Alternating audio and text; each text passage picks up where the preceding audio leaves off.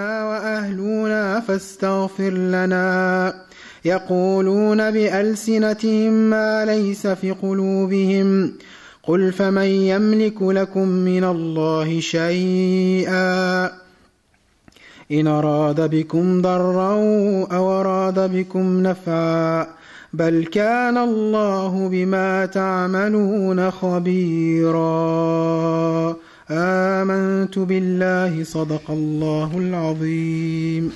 Je tiens à remercier les organisateurs et organisatrices de cette rencontre qui nous permettent, en ce mois de grâce et de bénédiction, de nous attarder sur un sujet qui est central dans la vie de chacun et de chacune d'entre nous sur le plan de sa spiritualité.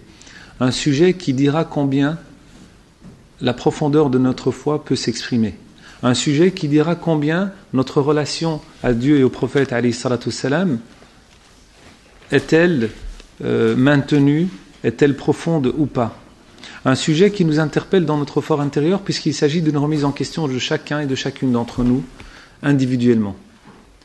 Et je remercie vivement ceux qui ont choisi ce thème parce que parler de l'amour du prophète salawatu rabbi wa salamuhu alayhi, c'est parler tout simplement de notre relation à Dieu. Il est dit dans un hadith qudsi jalil, Allah subhanahu wa ta'ala nous dit, il dit wa izzati wa jalali, il jure par sa majesté exaltée soit-il, wa izzati wa jalali ya Muhammad law salaka an-nas kull tariq واستفتحوا علي كل باب ما فتحت لهم حتى يسيروا وراءك يا محمد. Ô Muhammad, salawatu rabbi wa salam alayhi, si les gens لو سلك الناس كل طريق empruntent tous les chemins et frappent à toutes les portes, ما فتحت لهم حتى يسيروا وراءك يا محمد. Je n'entrouvrirai aucune porte et je n'accepterai aucun cheminement si ce n'est celui du chemin que tu auras emprunté. C'est-à-dire qu'à partir du moment où ils emprunteront tes pas à toi, ya Muhammad, salawatu rabbi wa salamuhu alayhi wa ala alihi wa sallam, puisqu'il est le chemin du retour vers Dieu.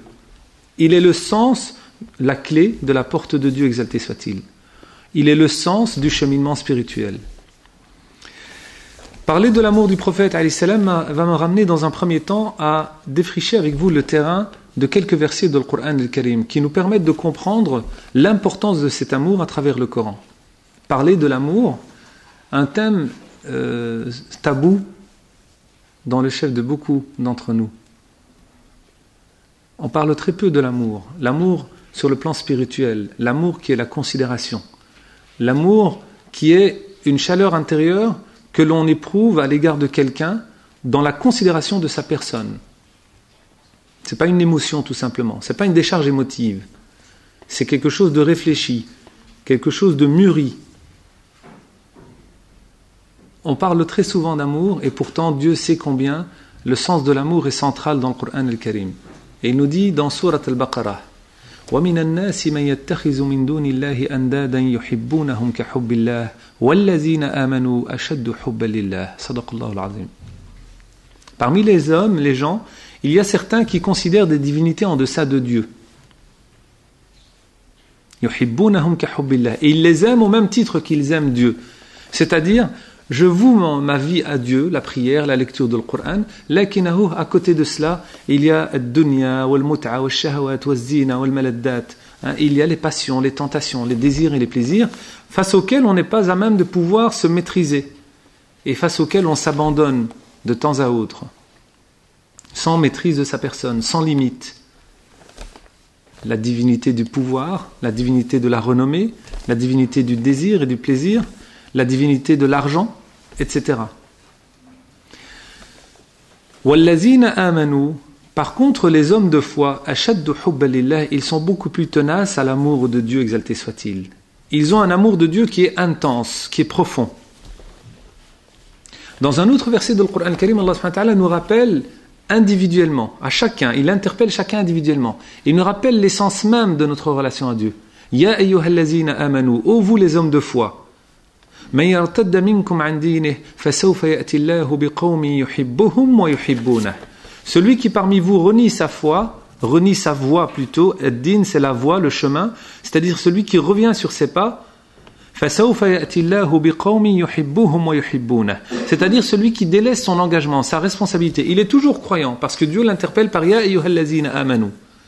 Eh bien, qu'il sache que Dieu suscitera un peuple qu'il aime et qu'ils l'aimeront. Dieu aime ce peuple et ce peuple aime Dieu. Exalté soit-il. La relation d'échange et la monnaie d'échange, c'est celle de l'amour. La notion d'amour est centrale. Le prophète salawatu rabbi wa salam alayhi nous dit dans le hadith de Anas radiyallahu anhu ardah, relaté dans Sahih al-Bukhari et Muslim rahimahumullah ta'ala, il dit ثلاث من كن فيه وجد بهن حلاوة الإيمان. 3 caractéristiques, celui qui les éprouve, il découvre la profondeur et la splendeur de la foi. أن يكون الله ورسوله أحب إليه مما سواهما. Premier élément, c'est que Dieu et son messager soient plus aimés de toi que toute autre chose, que quiconque. Plus aimés de toi que tes parents, plus aimés de toi que ton bien-aimé, que ton proche, que ton époux, que ton épouse, que tes enfants, que ton ami intime. Cette notion-là d'amour de Dieu exalté soit-il et de son prophète plus que quiconque est une épreuve. Et le prophète alayhi salatu wassalam rajoutera un deuxième élément de la foi, أن يحب المرء لا يحبه إلا لله. Et si tu aimes quelqu'un, tu ne l'aimes que pour Dieu. Tu ne considères pas la personne et tu n'exprimes pas ton amour à l'égard de cette personne parce qu'elle t'est d'utilité, parce que cette personne peut te venir en aide, parce que cette personne est agréable à fréquenter, ou parce que malgré toi tu dois apprécier et aimer cette personne parce que tu vis avec elle. Non, c'est parce que tu portes un amour à l'égard de cette personne. Tu aimes en cette personne, comme dit le grand maître Ibn Arabi rahimahullah, l'acte qu'il a créé, c'est-à-dire la manifestation de Dieu en lui. Je vois en toi ce qui te manifeste, c'est-à-dire cette force divine qui te donne vie, cette volonté de Dieu qui s'exprime à travers toi, et je respecte en toi cet acte-là, c'est-à-dire l'acte qui t'a créé. C'est pour ça que il dira par la suite, et confirmer le hadith du prophète alayhi salatu wassalam, Al-insanu bunyanu rabb mal'ounun man hadamah. L'homme est la création de Dieu, maudit est celui qui détruit cette création. C'est-à-dire que l'homme a une sacralité tout simplement parce qu'il est créé par Dieu, exalté soit-il. Et troisième élément de ce hadith, an yakraha an ya'uda fil kufri ba'da id anqadahu Allahu minhu kama yakraha an yuqdafa fin nar. L'homme déteste, prend garde de tomber dans le kufr, dans la négation, dans la négation de la foi, après que Dieu t'en ait sorti, c'est-à-dire que Dieu te donnait les moyens de pouvoir découvrir la foi. Comme tu crains de tomber dans le feu, c'est-à-dire de tomber dans un piège. Quand on sait que parmi les éléments fondamentaux qui nous permettent de découvrir la foi, il y a l'amour de Dieu et du prophète alayhi salam, qu'est-ce que cet amour réellement et comment l'entretenir? La notion de l'amour du prophète alayhi salam, quel est ce prophète? Qui est ce prophète? Le Coran al-Karim nous interpelle à maintes reprises. Et notamment, Dieu exalté soit-il nous rappelle que ce messager alayhi salatu salam est considéré comme étant noble, un être noble. Et il nous recommande respect à son égard, à maintes reprises. Tout simplement parce que le prophète alayhi salatu salam est l'homme de perfection par excellence. Il est considéré comme infaillible. Wallahu ya'asimuka minan nas. Et Dieu te préserve des hommes. Il le préserve de l'agression humaine et il le préserve des fragilités et des manquements humains. Puisqu'il est infaillible. Alayhi wa ala alihi afdalus salatu wa taslim. Abdullah ibn Abbas radiyallahu anhu arda, il dit Kana Rasulullah sallallahu alayhi wa ala alihi wa sallama ma'asuman. Le messager est infaillible, alayhi salatu wa salam, purifié. Dans Surat al-Fath, Inna fatahna laka fathan mubinan liyaghfira laka Allahu ma taqaddama min dhanbika wa ma ta'akhkhar. Sadaqallahu al-azim. Dieu t'a accordé une ouverture noble, clairvoyante. Une ouverture, c'est-à-dire une issue, une voie de bénédiction, de grâce, de félicité. لِيَغْفِرَ لَكَ مَا تَقَدَّمَ مِنْ ذَنْبِكَ وَمَا تَأَخَّرَ. De par ce que Dieu a accordé comme pardon, comme effacement de toute fragilité, de tout manquement, de par tes péchés antérieurs et postérieurs. C'est-à-dire qu'il est voilé, qu'il est protégé contre toute forme de péché. Le prophète alayhi salam ne commet pas de péché. Donc il est l'être infaillible par excellence, l'être parfait.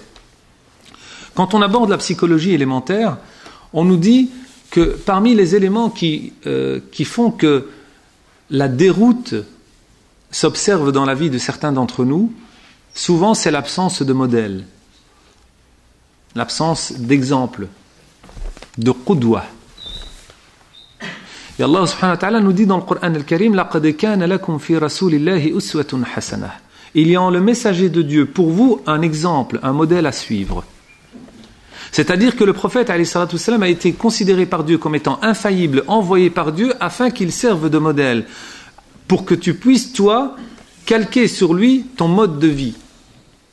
Et quand tu as un modèle que tu empruntes et que tu vas suivre, de par ton amour, tu es prévenu, tu es préservé de toute forme de déroute. Bien sûr, sauf si ton modèle, c'est un modèle de déroute. Sauf si ton modèle, c'est un modèle de perversion. Et on le voit dans nos sociétés aujourd'hui. Nos modèles, les chanteurs, les acteurs, les footballeurs, les chanteuses, les danseurs, les danseuses, etc. Et on voit la perversion qui s'inscrit dans la société, qui devient banale. On a banalisé ce genre d'expression. Pourquoi ? Parce que les jeunes sont en crise. À partir d'un certain âge, on est en crise de modèles. Et on recherche des modèles et on veut calquer les modèles sur ceux qui représentent pour nous l'aspiration au bien-être, l'aspiration à la réussite matérielle, la réussite de la renommée.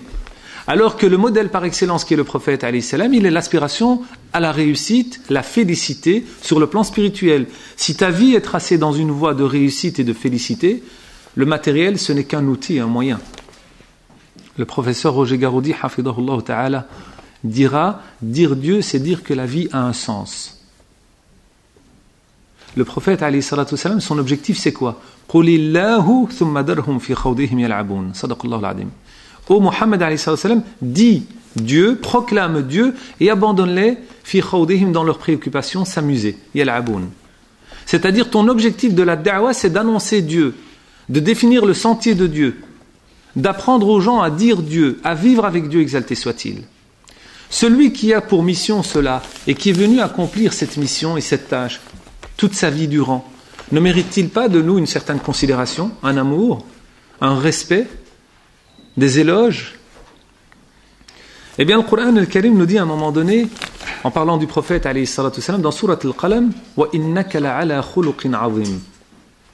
Surat la plume, ô ya Muhammad, tu es d'un comportement exemplaire. Al-khuluq, la moralité, le comportement. Tu es d'un comportement exemplaire. Quand on sait qu'il a ce comportement exemplaire, eh bien, il est le modèle par excellence.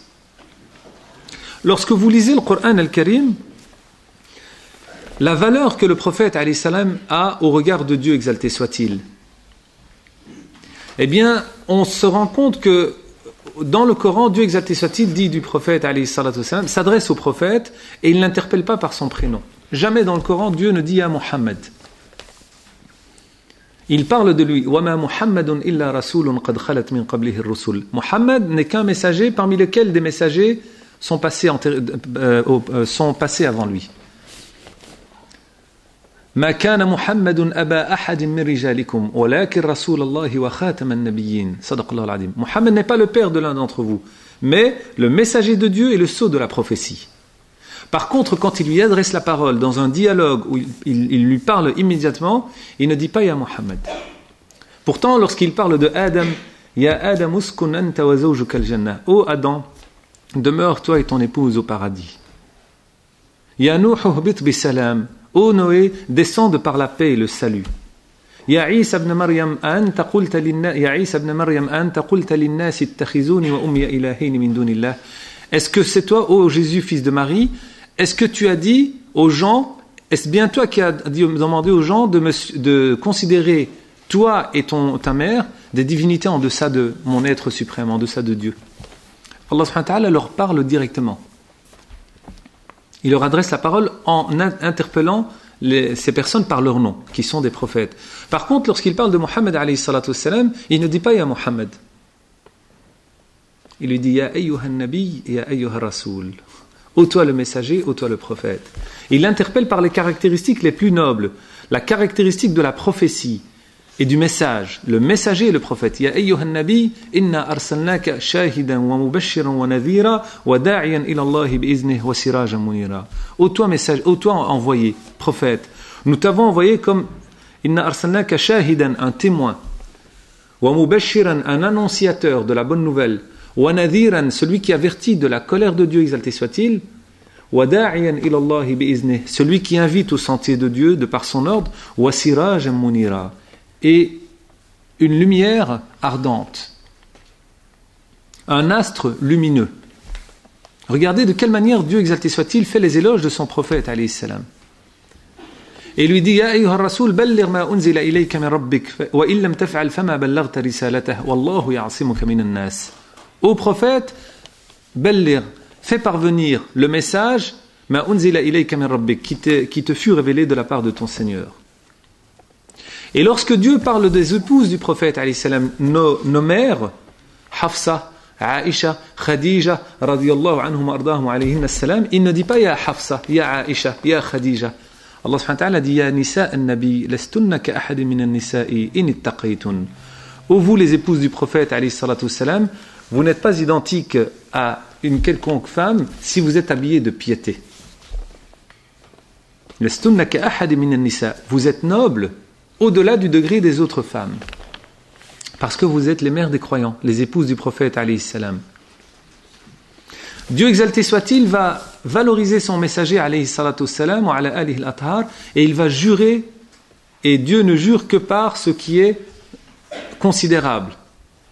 La yuqsimu illa bi'azim, comme disent les ulama. Dieu va jurer par la vie de son prophète, alayhi salam. La amruk innahum la fi sakratihim ya'mahun.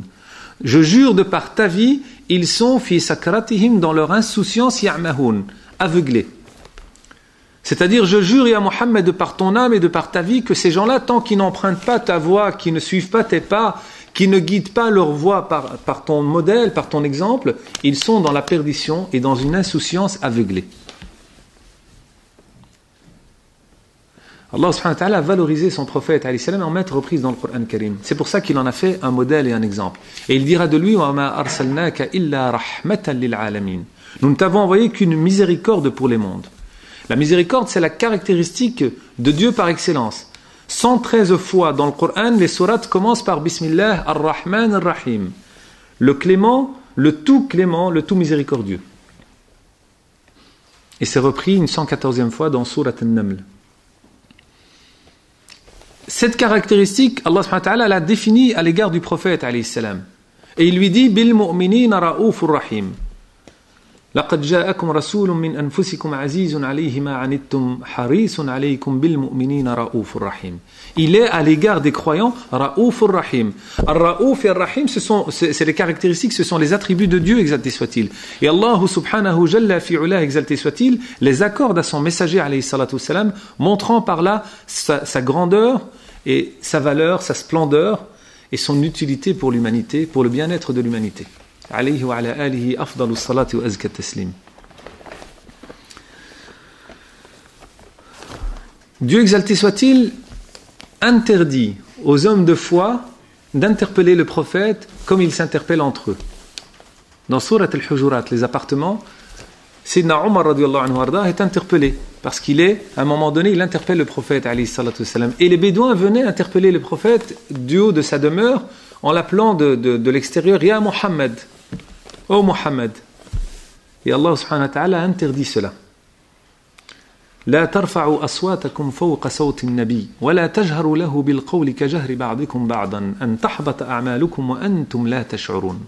Ô vous les hommes de foi, يا أيها الذين آمنوا, Allah subhanahu wa ta'ala interpelle les hommes de foi pour les éduquer.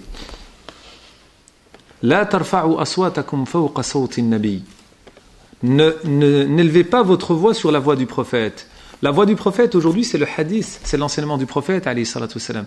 C'est-à-dire considérer banale une tradition du prophète, même si je ne la comprends pas, même si elle est un non-sens à mon regard, je ne peux pas la dévaloriser.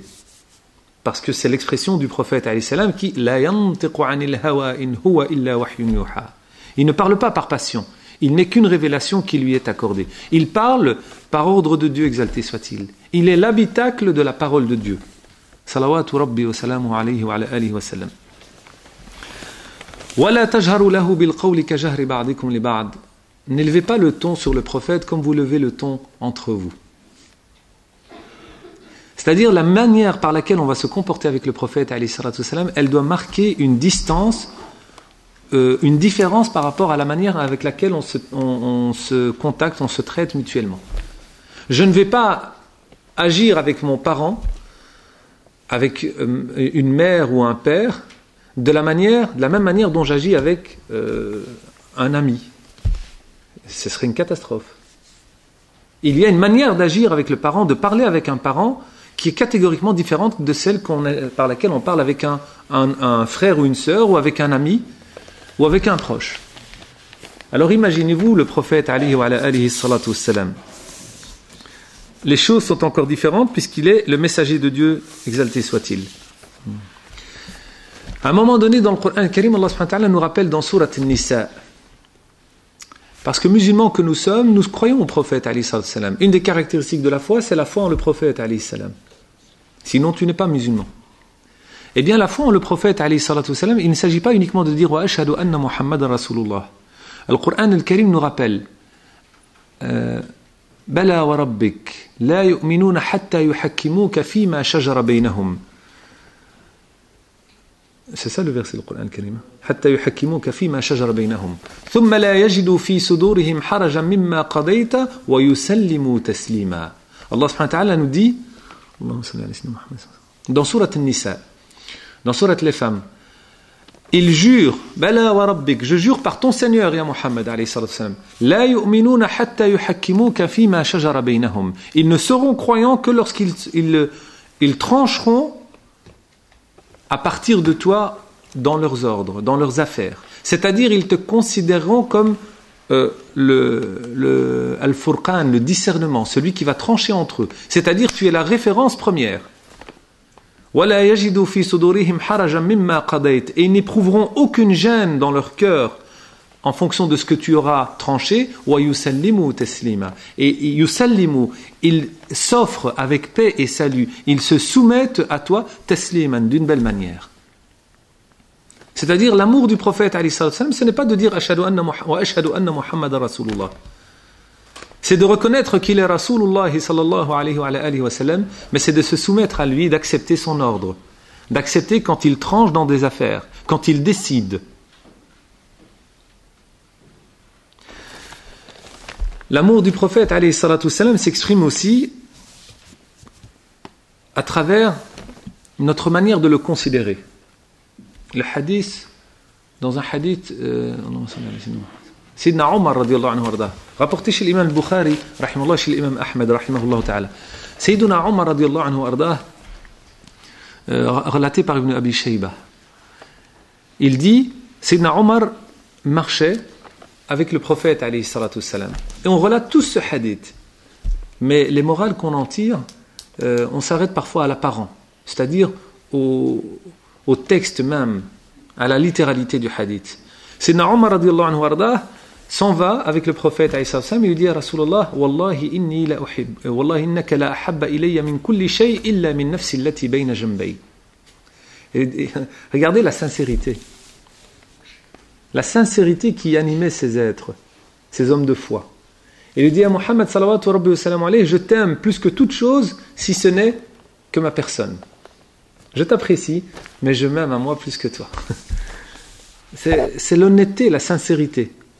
Subhanallah, c'est le prophète qui les a éduqués sur cette sincérité, qui a fait de ces gens des êtres de simplicité, des modèles par excellence pour l'humanité. Et le prophète lui regarde à un moment donné, il lui dit, La ya Omar, حتى أكون أحب إليك من مالك وولدك من ولدك ووالدك والناس أجمعين ومن نفسك التي بين جنبيك.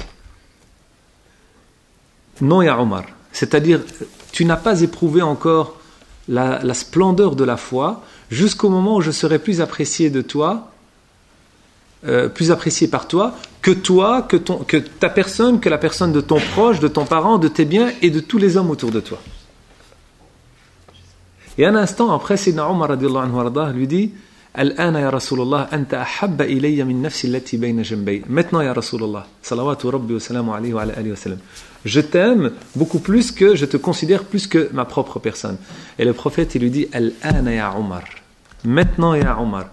Et Comme dit le relateur de hadith al-Bukhari, l'imam Ahmed, Al-ana kamula imanuk. Maintenant, ta foi atteint le summum.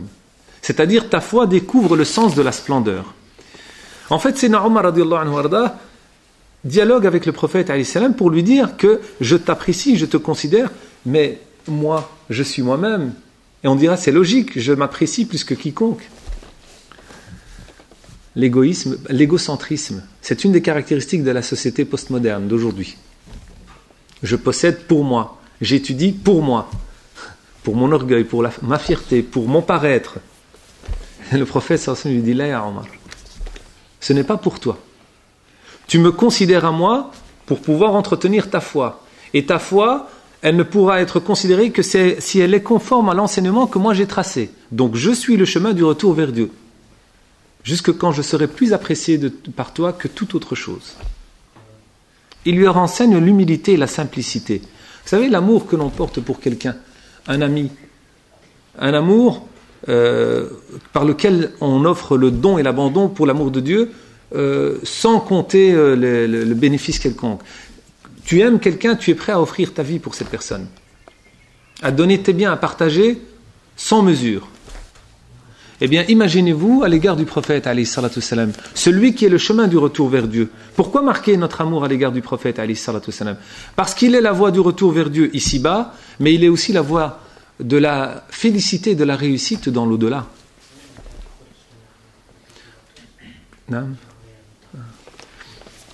Le prophète, salawatu rabbi wa salamu alayhi, nous rappelle que Yawm al-Qiyamah, le jour de la rétribution, il est sahibu shafa'a, celui qui va intercéder en notre faveur, en la faveur des hommes de foi.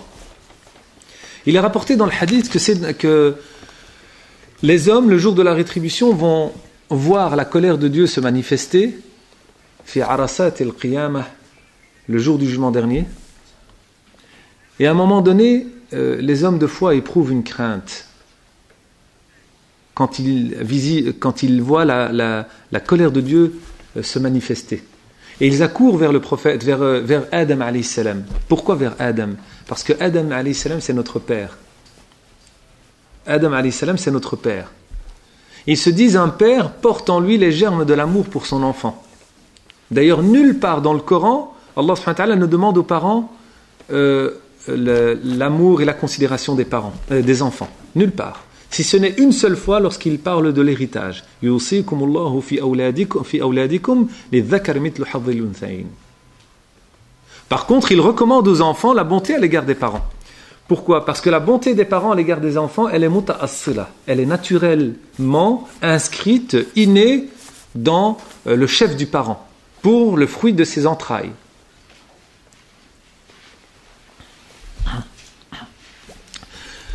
Les gens vont vers Adam alayhi salam, lui disent, tu es notre père. Dieu manifeste sa colère. Lorsque le soleil se rapproche de chacun d'entre nous et la sueur mènera chacun à aspirer, à fuir ce moment de colère de Dieu et à voir la grâce de Dieu.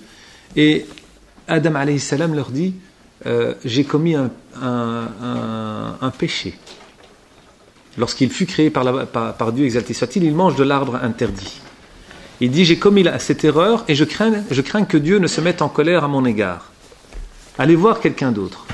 Et les gens accourent vers Sidna Nuh alayhi salam, Shaykhul Anbiya, le patriarche des prophètes alayhi salam. Et Nuh alayhi salam leur dit, non, j'ai fait une invocation contre mon peuple, je crains que Dieu ne se mette en colère contre moi. Allez voir autrui. Et les gens fuient vers Ibrahim alayhi salam, le père des prophètes, de qui descend la prophétie du peuple d'Israël et la prophétie du peuple arabe, les Sémites. Et Ibrahim alayhi salam leur dit non. À 3 reprises, j'ai usé d'ironie et je crains que Dieu ne se mette en colère contre moi. Allez voir autrui. Et les gens fuient vers Moussa alayhi salam, le prophète par excellence du peuple d'Israël. Et Moussa alayhi salam leur dit, j'ai agressé une personne dans le souci de défendre une autre et j'ai été amené à tuer cette personne. Je crains que Dieu ne se mette en colère contre moi. Allez voir un autre. Et les gens accourent vers Sina Isa alayhi salam, le sceau de la sainteté parmi les prophètes, alayhi salam, et Sayyidina Isa alayhi salam va leur dire Aina antum min miskil khitami Muhammad alayhi salatu salam. Où êtes-vous? Pourquoi n'accourez-vous pas vers le sceau miskil khitam, le musc qui est Sayyidina Muhammad alayhi salatu salam, c'est-à-dire le sceau de la sainteté par excellence. Et les gens accourent vers Sayyidina Muhammad alayhi salatu salam. Et à ce moment-là, le prophète alayhi salatu salam leur dit Ana laha. Je suis promis à elle, c'est-à-dire à l'intercession. Et il se prosterne à la droite du trône de Dieu, exalté soit-il, et il implore Dieu. Bimahamid wa yulhimuhu Allahu mahamid, comme dit le hadith. Allah subhanahu wa ta'ala lui offre des formes d'expression d'exaltation de Dieu, exalté soit-il, et d'éloge de Dieu. Et Dieu lui dit à Muhammad, irfa' ra'sak was'al tu'ta washfa' tushaffa' wa qul wa ana asma'. Ô Muhammad alayhi salam, lève ta tête. Parle, je t'écoute, intercède et j'accepte ton intercession, et dis et j'exauce ce que tu demanderas. Et il dit à Rabbi ummati ummati ummati. Ô Seigneur, je te demande la grâce à l'égard de ma communauté. Quand on voit cet amour se manifester de la part du prophète alayhi salam, est-ce qu'on ne doit pas se poser la question, quel doit être notre amour à son égard en échange? Si lui manifeste cet amour à l'égard de sa communauté, sans distinction aucune, quel est le sens réel de notre amour à l'égard du prophète alayhi salam? Allah subhanahu wa ta'ala nous dit dans le Coran al-Karim قُلْ إِنْ كَانَ آبَاؤُكُمْ وَأَبْنَاؤُكُمْ وَإِخْوَانُكُمْ وَأَزْوَاجُكُمْ وَعَشِيرَتُكُمْ وَأَمْوَالٌ اقْتَرَفْتُمُوهَا وَتِجَارَةٌ تَخْشَوْنَ كَسَادَهَا وَمَسَاكِنُ تَرْضَوْنَهَا أَحَبَّ إِلَيْكُمْ مِنَ اللَّهِ وَرَسُولِهِ وَجِهَادٍ فِي سَبِيلِهِ فَتَرَبَّصُوا حَتَّى يَأْتِيَ اللَّهُ بِأَمْرِهِ. صدق الله العظيم. Dit, Allah subhanahu wa ta'ala s'adresse au prophète alayhi salam pour dire à l'humanité, à la communauté autour de lui, قُلْ إِنْ كَانَ آبَاؤُكُمْ وَأَبْنَاؤُكُمْ وَإِخْوَانُكُمْ وَأَزْوَاجُكُمْ وَعَشِيرَتُكُمْ. Si vos parents, vos enfants, vos épouses, vos proches, vos épouses, vos familles, وَتِجَارَةٌ تَخْشَوْنَ كَسَادَهَا, une richesse, un commerce dont vous craignez la perdition, وَتِجَارَةٌ تَخْشَوْنَ كَسَادَهَا وَمَسَاكِنُ تَرْضَوْنَهَا, des habitations que vous habitez, dans lesquelles vous demeurez, أَحَبَّ إِلَيْكُمْ مِنَ اللَّهِ وَرَسُولِهِ, sont plus aimés de vous, par vous, que Dieu et son prophète, وَجِهَادٍ فِي سَبِيلِهِ, et la lutte dans le sentier de Dieu, c'est-à-dire la résistance dans la voie de Dieu, avoir une culture du sens, فَتَرَبَّصُوا حَتَّى يَأْتِيَ اللَّهُ بِأَمْرِهِ, أي انتظروا غضب الله وانتقامه ومقته في الدنيا قبل الآخرة. Attendez-vous à la colère de Dieu qui se manifestera à votre égard.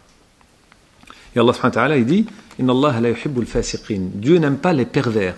Considérant que celui qui considère que les biens matériels sont plus importants et il marque un amour, une considération à l'égard du bien matériel ou d'un proche parent plus que Dieu et son prophète, il le considère comme étant un pervers. Al-fasiq, les Arabes disaient fasaqati tamratu an qishratiha. Al-fusuq, c'est le fait qu'une date, al-balah, quand elle commence à se former, elle s'écarte de la fine peau qui la couve. Et tu peux, le noyau, s'écarte de la fine peau qui la couve et il ne colle pas à cette peau. Tu peux le retirer facilement. C'est ce que les Arabes l'appelaient al-fusuq. Eh bien, al-fusuq, c'est sortir de manière très insidieuse et de manière très fine de la voie, parfois sans s'en rendre compte. Parce que l'argent, le pouvoir, la renommée, les demeures, les proches, les amis, la famille, etc. sont plus appréciés de toi, alors que ce sont des accessoires. Mon compte en banque, ma voiture, ma richesse, ma maison, ma famille, ce sont des accessoires. Le jour où tu t'en vas, khalas, disait le maître Sadr Sharaf rahimahullah, al-kafan laysa lahu jayb. Le linceul n'a pas de poche, tu n'emporteras rien avec toi. Tu n'emporteras avec toi que ton amour de Dieu et du prophète alayhi salam. Ahabba ilaykum min Allahi wa rasulih wa jihadin fi sabilihi fatarabbasu hatta ya'ti Allahu bi amrih. Sadaqallahu al-adl. Cela doit être inscrit dans notre conscience. Par ailleurs, Allah subhanahu wa ta'ala nous rappelle que le prophète alayhi salatu salam est considéré comme une rahmah. Wa ma arsalnaka illa rahmatan lil alamin. Eh bien, voyons cet amour du prophète, alayhi salatu salam. Cet homme qui arrive, qui est né orphelin. Amina, alayhi salam, meurt quand il a 6 ans. Abdullah, rahimahullah ta'ala, il meurt avant la naissance du prophète, salawatu rabbi wa salam alayhi. Son grand-père, Abdul Muttalib, rahimahullah, il meurt quand le prophète a 8 ans. Son oncle, Abu Talib, rahimahullah ta'ala, meurt quand il grandit à l'âge de 25 ans. Toutes les personnes qui ont façonné sa vie, il va les perdre à un moment donné de son parcours. Il va perdre son épouse Khadija alayha ridha wassalam en même temps que son oncle Abu Talib, rahimahullah, l'année de la tristesse. En fait, Allah subhanahu wa ta'ala façonne la personnalité de son prophète. Enfant, il perd son parent, il est en rupture d'affectivité. La rupture d'affection est un marqueur de l'éducation qui trace l'éducation de chacun et de chacune d'entre nous. Émotivement, on est marqué par cela, et cela laisse une trace dans notre avenir. Pourquoi? Allah subhanahu wa ta'ala rappelle au prophète alayhi salam dans une sourate que vous connaissez tous, وَالضُّحَى وَاللَّيْلِ إِذَا سَجَى. Il jure par l'aurore. وَاللَّيْلِ إِذَا سَجَى, et quand la nuit s'étend, مَا وَدَّعَكَ رَبُّكَ وَمَا قَلَى. Ya Muhammad, ton Seigneur ne t'a pas abandonné. وَلَلْآخِرَةُ خَيْرٌ لَكَ مِنَ الْأُولَى. L'au-delà est meilleur pour toi que ce monde ici-bas. وَلَسَوْفَ يُعْطِيكَ رَبُّكَ فَتَرْضَى. Et ton Seigneur t'accordera jusqu'au moment où tu seras satisfait. Et le prophète alayhi salam dira à ce moment-là, Ya Rabbi la arda wa wahidun min ummati fi an-nar. Ô Seigneur, je ne pourrais être satisfait et qu'un membre de ma communauté se retrouve en enfer.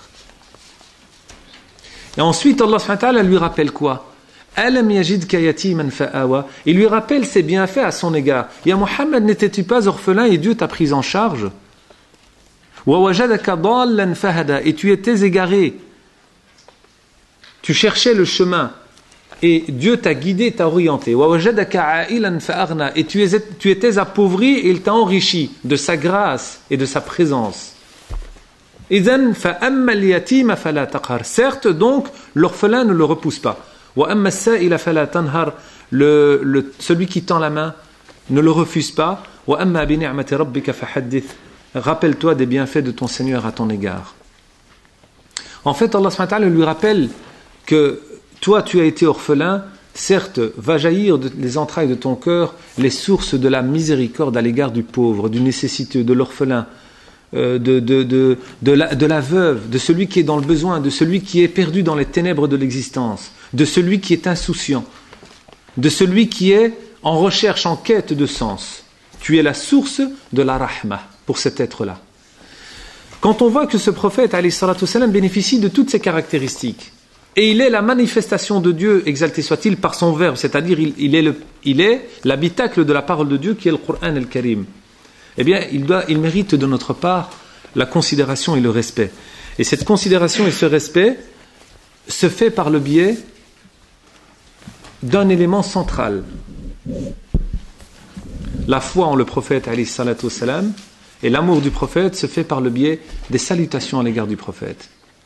Allah subhanahu wa ta'ala nous rappelle dans le Coran Karim qu'il considère, il valorise son prophète. Inna Allah wa malaikatahu yusalluna ala an-nabi ya ayyuhallazina amanu sallu alayhi wa sallimu taslima. Dieu et son messager font des salutations sur le prophète. Ô vous les hommes de foi, accordez-lui des salutations et des prières.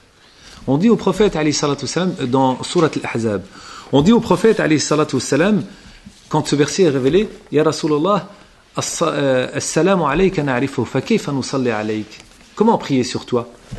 Il dit Qulu Allahumma salli ala Muhammad wa ala ali Muhammad. Dites ô Seigneur, accorde des salutations sur Muhammad et sur la famille de Muhammad alayhi wa ala alihi salatu wassalam. Cet homme qui est considéré comme le modèle par excellence, je vous invite à vous pencher sur ce que disent des historiens, des hommes de science, des non-musulmans, ce qu'ils disent sur la personnalité du prophète alayhi salam. Alphonse de Lamartine, dans l'histoire de la Turquie, il a un passage où il met en évidence les éloges du prophète alayhi salatu wassalam. Lorsque vous lisez La civilisation des Arabes de Gustave Le Bon, regardez de quelle manière il parle du prophète alayhi salatu wassalam, en considérant qu'il est Arnold Toynbee notamment considère que le prophète alayhi salatu wassalam est un des seuls qui serait à même de pouvoir trouver une issue à la crise des sociétés contemporaines. Et il n'est pas musulman. Parce qu'il dit, la manière par laquelle il a géré la société, il a revivifié l'âme d'une communauté. Une communauté qui était morte par le sauvagisme, le barbarisme, inculte, sauvage, enterrer les filles vivantes, adorer les statues, les idoles, la pierre, le soleil, la lune, etc. Il façonnait des idoles en pâte et il les mangeait en soirée. Et il dit, il a sorti de cette société sauvage et barbare une cellule qui a donné vie à toute l'humanité et qui a orienté vers le sens de la civilisation. Donc il est à même de pouvoir façonner des issues aux problèmes de nos sociétés contemporaines. Et c'est vrai.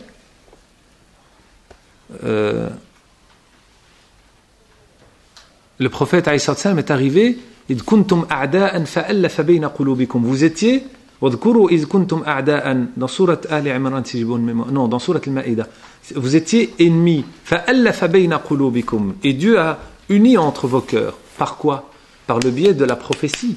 Le prophète alayhi salam a uni entre l'Aws et le Khazraj, les tribus arabes, entre les Mécois et les Médinois. Il en a fait des frères.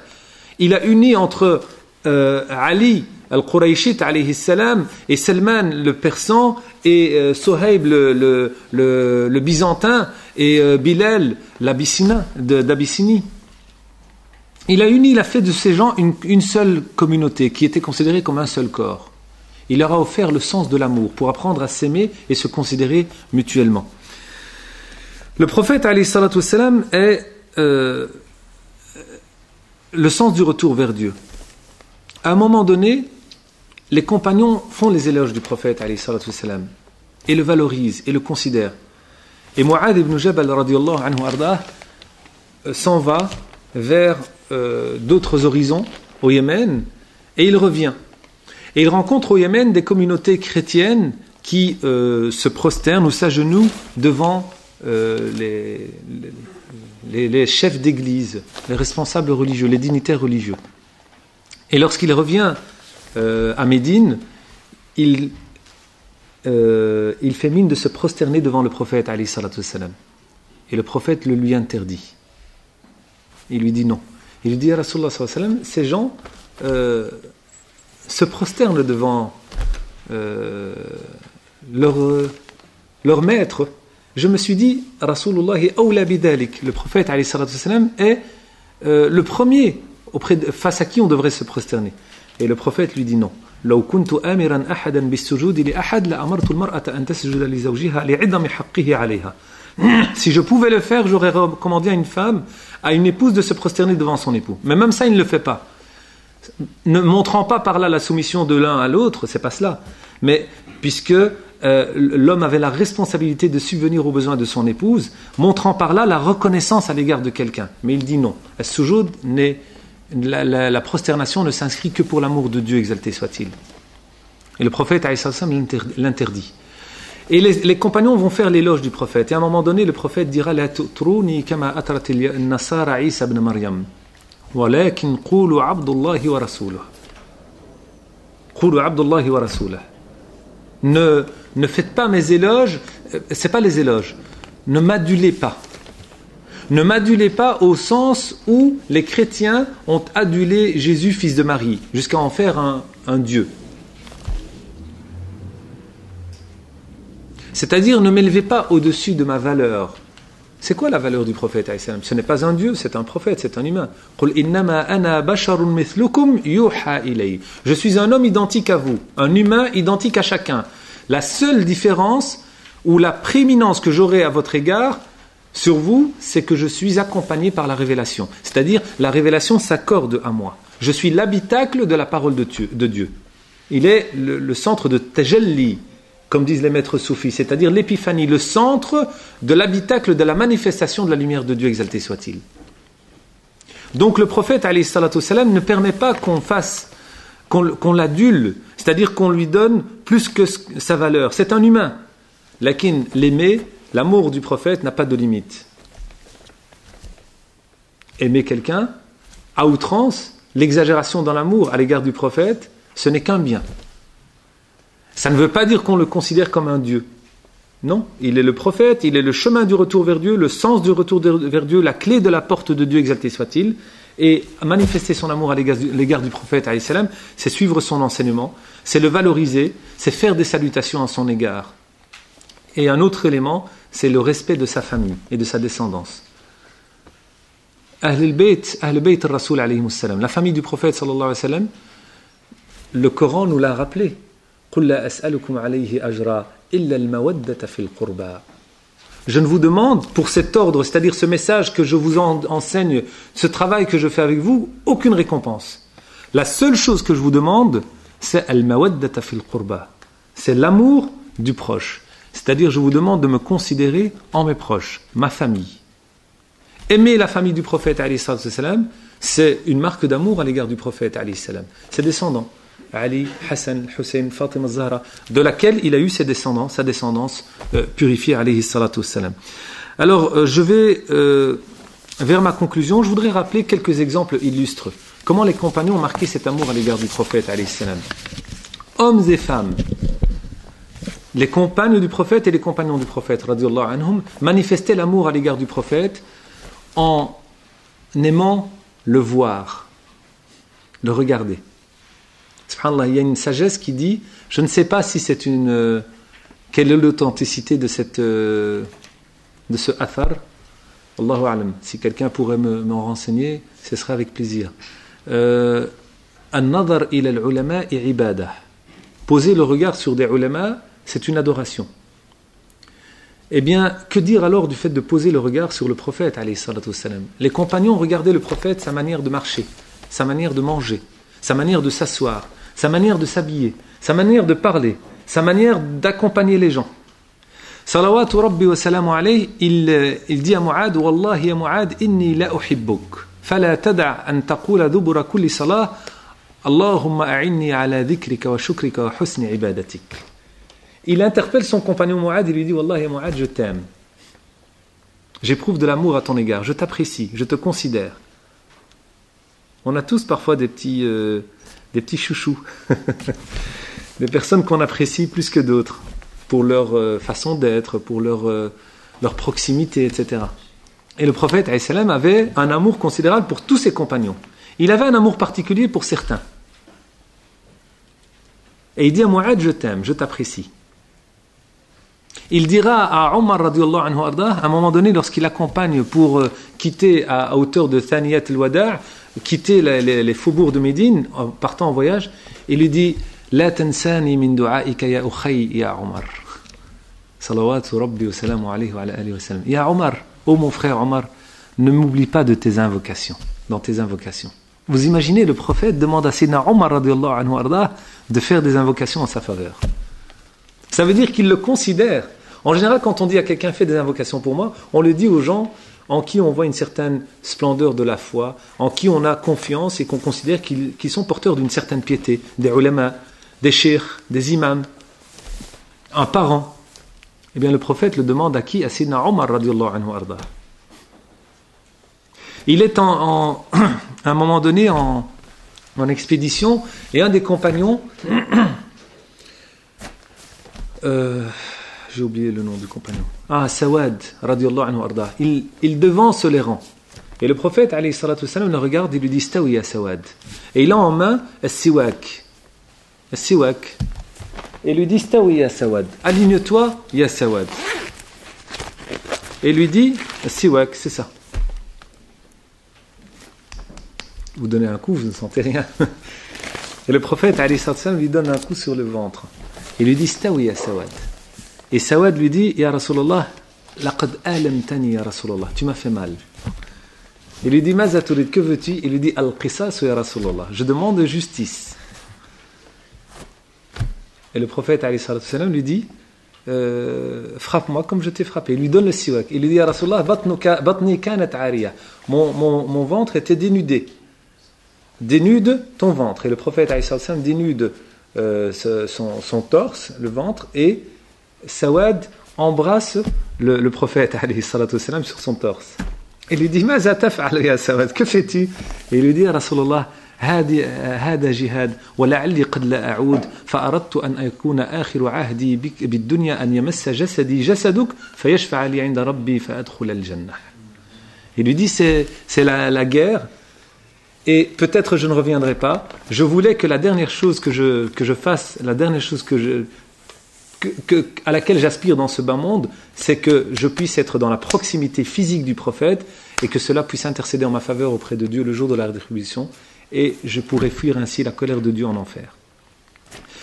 Quand on aime quelqu'un, on a souvent tendance à calquer la personne dans certaines postures, Et on fait attention à la posture physique de la personne, la manière dont elle marche, la manière dont elle parle, etc. Les compagnons, Sayyidina Abdullah ibn Umar suivait les pas du prophète alayhi salam, et empruntait les endroits où le prophète avait marché, dans les faubourgs de Médine, par amour du prophète alayhi salam, jusqu'à ce que le compagnon décide de se casser une dent, parce que le prophète alayhi salam avait perdu une dent à la bataille de Uhud, pour pouvoir ressembler au prophète physiquement. Vous savez, quand on dit les musulmans, ils valorisent le prophète, ils font l'éloge du prophète, ils suivent le prophète dans tout. La sunna, c'est le fait de suivre. Naam. La sunna sur le plan physique, vestimentaire, etc. Suivre le prophète, faire comme le prophète, comme il s'est habillé, comme il s'est comporté, comme il a marché, comment il a mangé, etc. C'est une sunna ikhtiyariya, c'est-à-dire de l'ordre du choix, mais qui développe en toi l'amour du prophète alayhi salam. Tu le fais parce que tu aimes cette personne. C'est cet amour qui t'a poussé à le faire. Et cet amour-là va se transformer en sens à ta vie. C'est-à-dire que tu donneras à ta vie comme sens le fait de calquer l'exemple du prophète, que le prophète est le sens de ton retour vers Dieu. Ça, c'est une marque d'amour.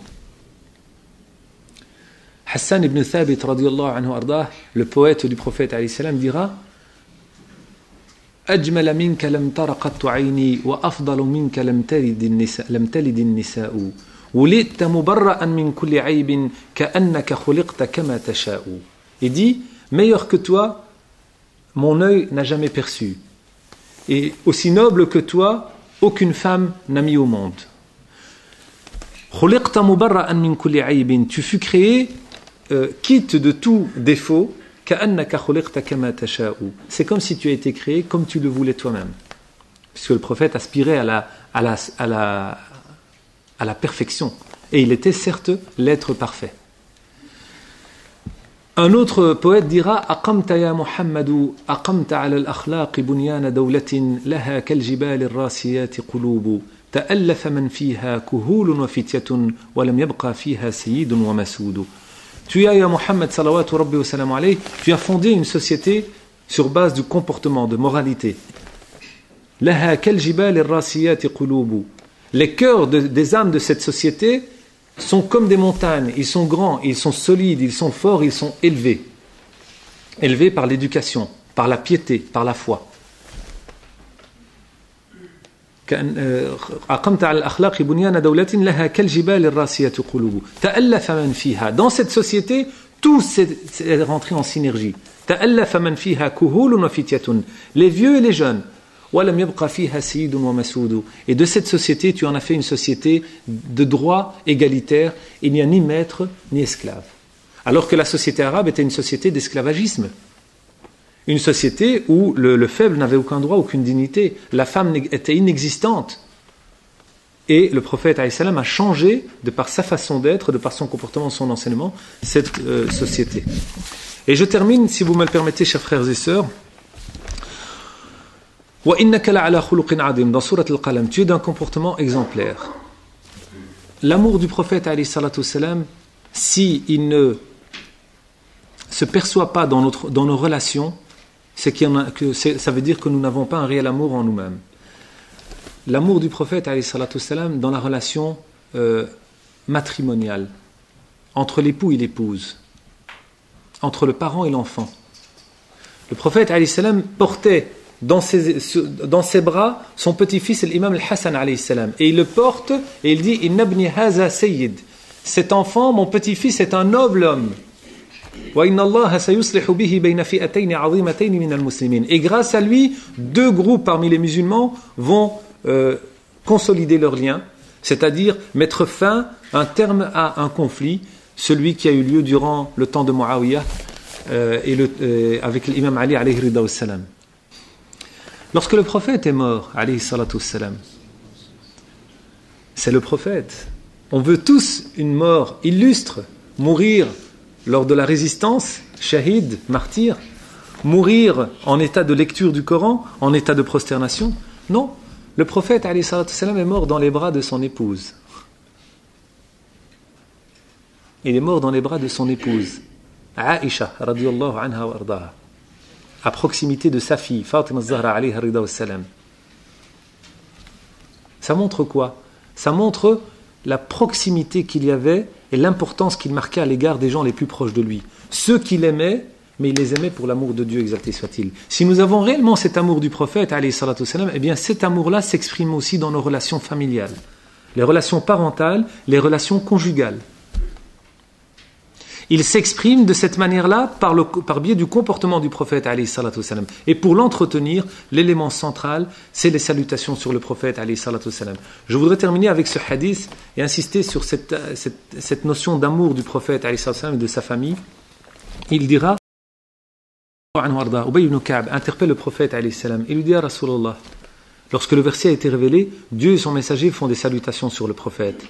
C'est-à-dire, il donne la grâce et l'abondance sur le prophète.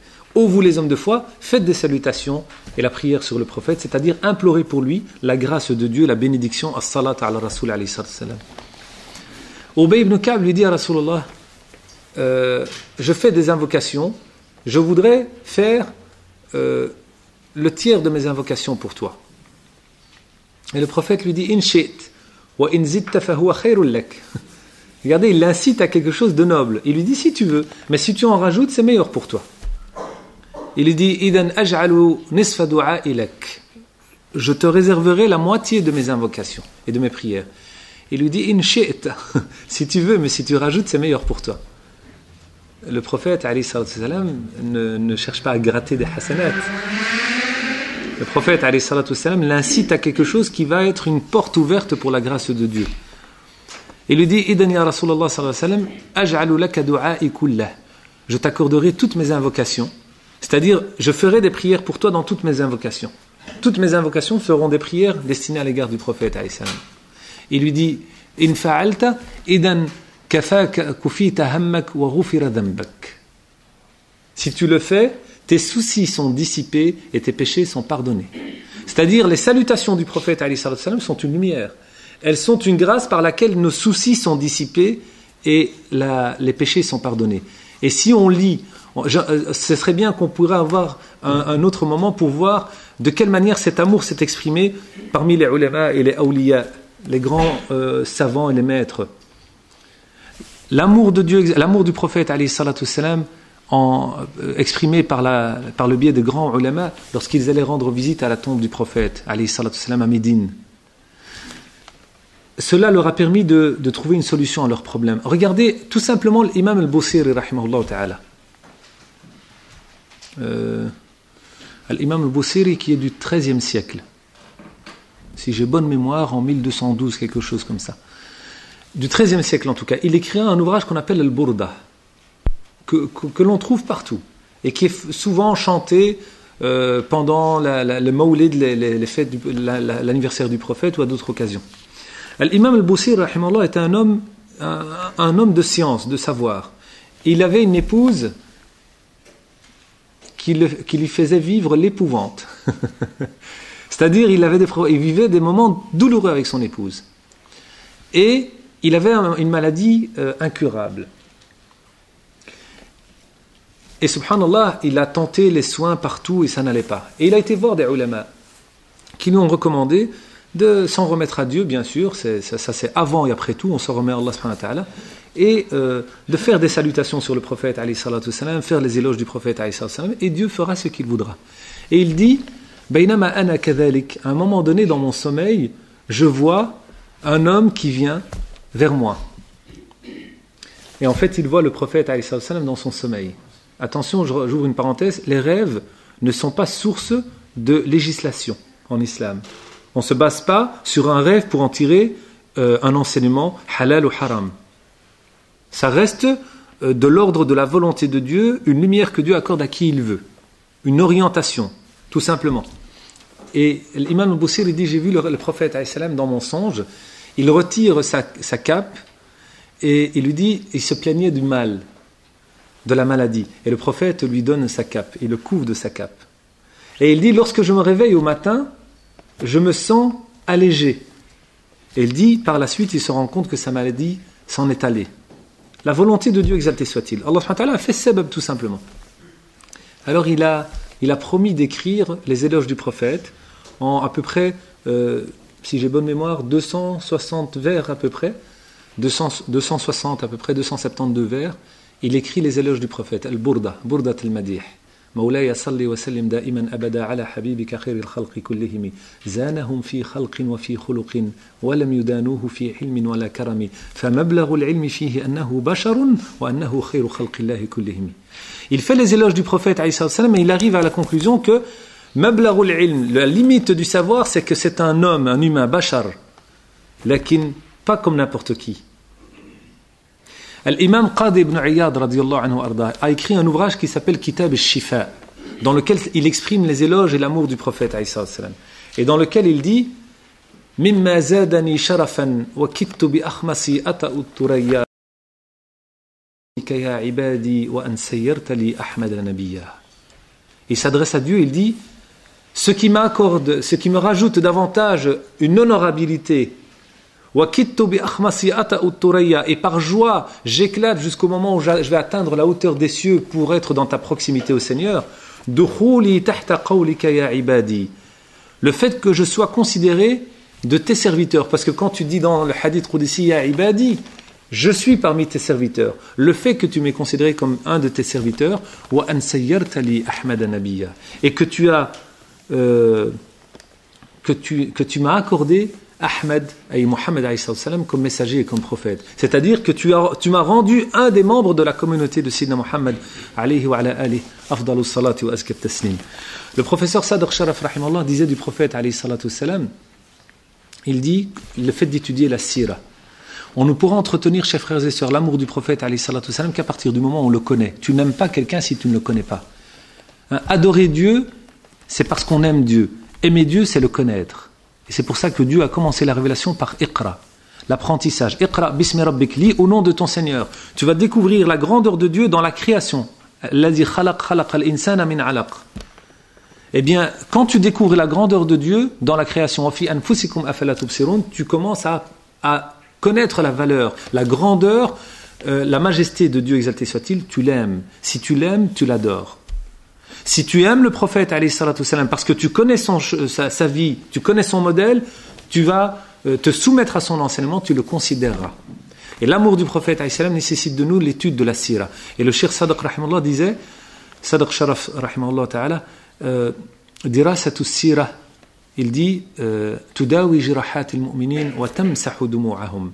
L'étude de la sira, elle soigne les blessures des croyants. Et elle essuie leurs larmes. Elle pense les blessures des croyants et elle permet d'essuyer nos larmes. C'est-à-dire, elle entrouvre un chemin d'espérance. Et il dit Al-haqqu tariquh wal-adlu shari'atuh wa hidayatul khalqi ila al-haqqi san'atuh.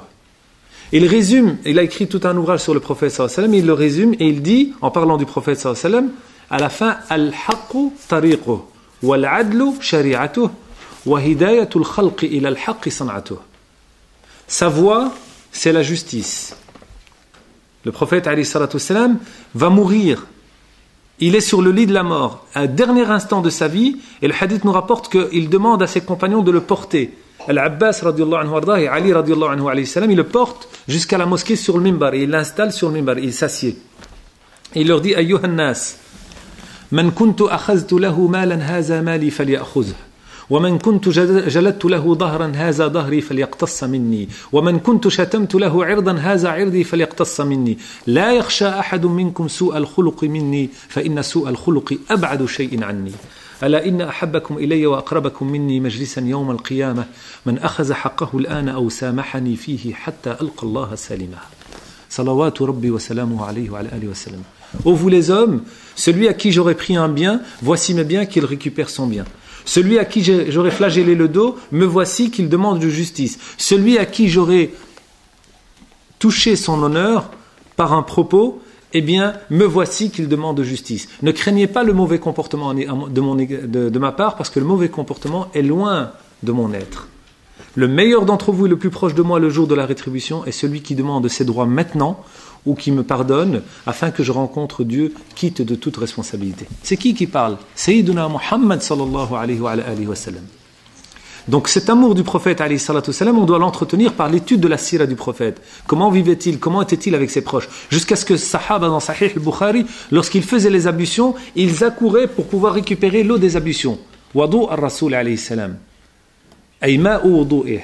l'eau de ses ablutions. Et ils utilisaient cette eau pour la baraka. Son épouse, radiyallahu anha wa alayha salam, Salama, lorsque le prophète alayhi salam dormait, elle récupérait la transpiration, la sueur du prophète alayhi salam. Et elle dit, son odeur était meilleure que l'odeur d'une musk, comme dit Anas radiyallahu anhu arda. Elle le mettait dans des petites bouteilles et il lui dit, qu'est-ce que tu fais? Elle lui dit à Rasulullah sallallahu alayhi wa sallam, nastashfi biha sibyanana. On va soigner avec ça nos petits-enfants, baraka. Jusqu'à ce qu'elle a gardé des cheveux du prophète alayhi salam, et lorsque quelqu'un tombait malade, après la mort du prophète, elle prenait un verre d'eau, elle trempe un cheveu du prophète alayhi salam, elle lui dit, ishrab satushfa bi iznillah. Bois, tu seras guéri par la grâce de Dieu. Parce qu'il portait une baraka. Les compagnons accouraient vers lui parce qu'il était porteur de cette baraka, mais parce qu'il l'aimait, parce qu'il était le modèle illustre de la vérité, de la justice, de l'amour, de la bonté. Bil mu'minin ra'ufur rahim. Cet exemple-là nécessite de nous, chers frères et sœurs, de connaître sa vie, son histoire, de l'étudier pour éduquer notre personne, pour nous éduquer nous-mêmes, notre être, et entretenir cette relation d'amour avec le prophète alayhi salam, même après sa mort. C'est visiter la tombe du prophète alayhi salam quand on en a la possibilité, et c'est de faire des salutations, parce que nos salutations sont exposées au prophète dans sa tombe, comme il est dit dans le hadith sahih. On fait des salutations sur le prophète et elles sont exposées au prophète alayhi salam, et il nous rend le salut alayhi wa alayhi salatu wassalam. C'est une baraka, et cette baraka, elle se manifeste dans le respect et la considération de la famille du prophète alayhi salam, as-sahaba qui ont vécu avec lui, bien sûr les compagnons du prophète, et sa noble famille purifiée, Ahlul Bayt Rasoul alayhi salam. Les considérer, les aimer, les valoriser, les prendre pour exemple, pour modèle illustre, c'est une marque de l'amour du prophète alayhi salatu wassalam. قل إن كنتم تحبون الله فاتبعوني يحببكم الله ويغفر لكم ذنوبكم. Allah subhanahu wa ta'ala nous dit, Ya Muhammad, si vous prétendez aimer Dieu, suivez-moi, Dieu vous aimera et il pardonnera vos péchés. C'est-à-dire, il est le chemin du retour vers Dieu. Il n'y a d'amour véritable du prophète alayhi salatu wassalam que dans l'amour de Dieu. Et il n'y aura d'amour réel de Dieu, exalté soit-il, que si on considère la personne du prophète alayhi salatu wassalam comme étant l'exemple illustre. On a vu l'histoire des caricatures, et vraiment je termine par cette parenthèse. L'histoire des caricatures nous a montré que les musulmans ont une décharge émotive, parfois. Vous savez, l'image du prophète, elle est bafouée tous les jours. Et c'est pas seulement le Danois qui a fait des caricatures. Tous les jours dans le monde musulman, l'image du prophète est bafouée. Dans certains pays musulmans, actuellement, c'est le mois de Ramadan. À la veille du mois de Ramadan, on offre une grâce, certains gouverneurs, et on libère des prisonniers. Pas un seul des prisonniers dits islamistes n'a été libéré. Au contraire, ils ont été jugés pour 30 ans de prison.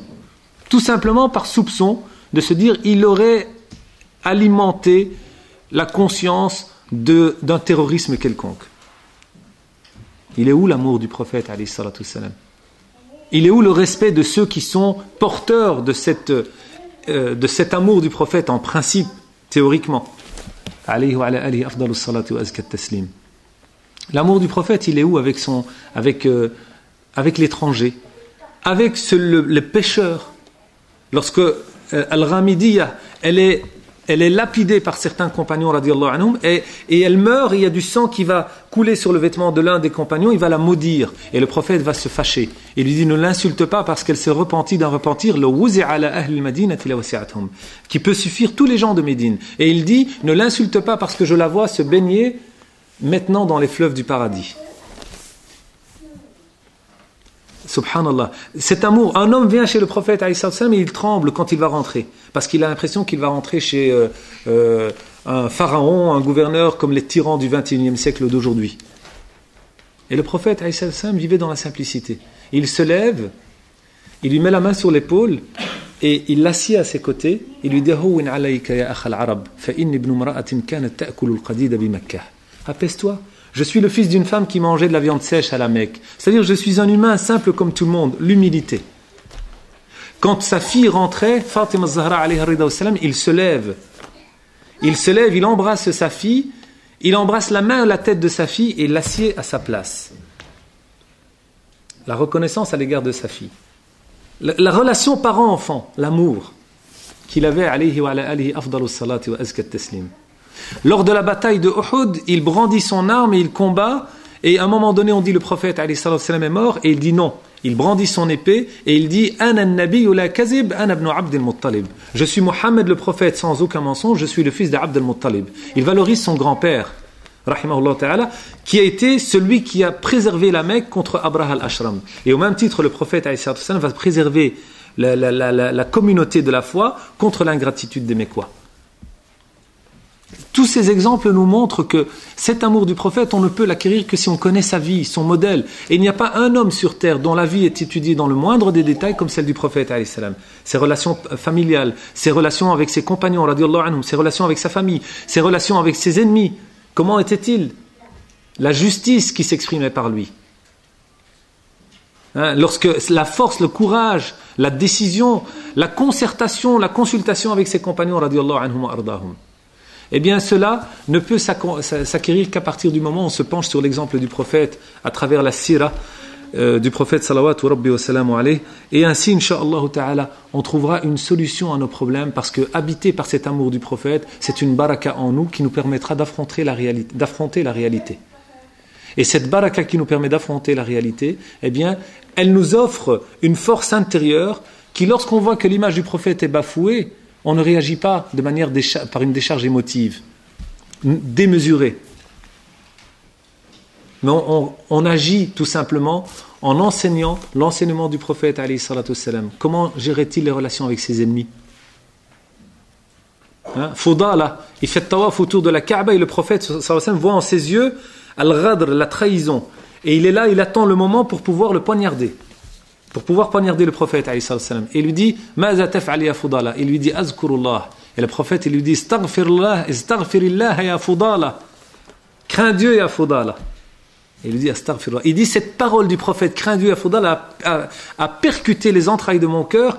Elle a été la conscientisation de la foi. Subhanallah. Ama ana laka an tu'mina ya ibn al-Khattab. Il prend Omar radiyallahu anhu warda, il le secoue, il le soulève. Ama ana laka an tu'min. N'est-il pas advenu de toi, le moment n'est-il pas arrivé pour que la foi pénètre les entrailles de ton cœur? Ça a été le moment phare pour que Sayyidina Omar radiyallahu anhu warda devienne une force pour l'islam et les musulmans. Je vous invite, chers frères et sœurs, à vous pencher sur le modèle du prophète alayhi salam dans sa sira et la lire avec attention. Un des très beaux livres qui est écrit, notamment le livre de Abu Bakr al-Jazairi. Comment il s'appelle en français? Mohammed, le prophète bien-aimé. Le livre du professeur Tariq Ramadan, Mohammed sallam, les enseignements, sa vie, les enseignements spirituels de la vie du prophète alayhi sallam. Subhanallah, ce sont des livres clés qui vous permettent de fouiller, de réfléchir, de méditer, de voir un petit peu où est-ce qu'on se situe par rapport au cheminement du prophète alayhi sallam, afin d'en tirer la baraka pour qu'on puisse soigner nos blessures, essuyer nos larmes, penser nos blessures et porter l'espérance à l'égard de l'humanité, incha'Allah ta'ala. Wallahu a'lam wa a'la wa ahkam wa sallallahu ala sayyidina Muhammad wa ala alihi wa sallam. Assalamu alaikum wa rahmatullahi wa barakatuh. أعوذ بالله من الشيطان الرجيم بسم الله الرحمن الرحيم